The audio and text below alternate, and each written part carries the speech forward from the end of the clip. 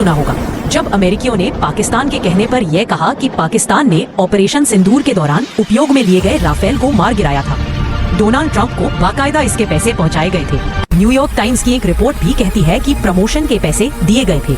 लेकिन एक बार को उसे हटा भी दे तो क्या अमेरिका पाकिस्तान के हाथों इतना बिक जाएगा कि भारत के राफेल पर कुछ भी बोलने लगेगा, या इसके पीछे कोई और कहानी है? दुनिया में जब भी युद्ध होते हैं कई देशों के लिए वो प्रयोगशाला की तरह काम करते हैं। अमेरिका ने अफगानिस्तान पर जो बम गिराए थे वो सिर्फ अफगानिस्तान पर नहीं थे, बल्कि दुनिया को अपना वेपन सिस्टम दिखाने के लिए थे ताकि देश उसे खरीदे। यह बात आपने भारत द्वारा पाकिस्तान पर ब्रह्मोस मिसाइल चलाने के बाद भी देखी होगी।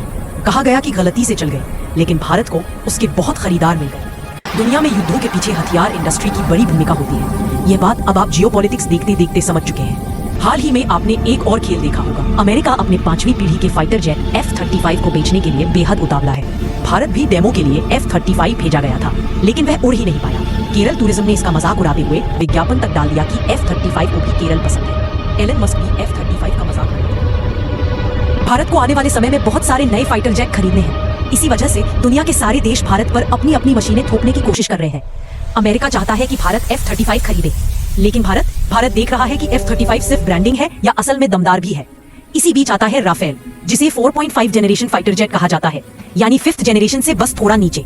परफॉर्मेंस में दमदार राफेल ने ऑपरेशन सिंदूर में पाकिस्तान पर बिना सीमा पार किए सैकड़ों किलोमीटर अंदर के टारगेट तबाह किए। इतनी प्रिसीजन और एक्यूरेसी कि दुनिया का हर देश इसे अपना रहा है। भारत फ्रांस की दोस्ती भी राफेल के जरिए और मजबूत दिखती है। जहां अमेरिका F-35 बेचकर भारत को प्रभावित करना चाहता था, वहीं फ्रांस राफेल को और ज्यादा देशों में फैलाना चाहता था। इसी दौरान हाल ही में बड़ी खबर आई। इमैनुअल मैक्रोन और जेलेंस्की की मुलाकात के दौरान 100 राफेल जेट की ऐतिहासिक डील हो गई। यह बेहद बड़ा जवाब है F-35 के दावों को, ट्रंप के झूठे प्रमोशन को, पाकिस्तान की फर्जी खबरों को और अमेरिकी दबाव को। यूक्रेन ने F-35 की जगह राफेल को चुना। अगर राफेल खराब होता तो क्या यूक्रेन 100 खरीदता? क्या फेक न्यूज से इतना बड़ा सौदा होता? क्या मैक्रोन ट्रंप को लगातार हर मंच पर जवाब दे पाते? ट्रंप बार बार 5, 6, 7, 8 इंडियन राफेल गिरने की फर्जी संख्या बताते रहे, जबकि सब झूठ था। पाकिस्तान हर महीने नया नंबर निकालता था, लेकिन कोई सबूत नहीं था, क्योंकि भारत के राफेल पाकिस्तान की सीमा में गए ही नहीं।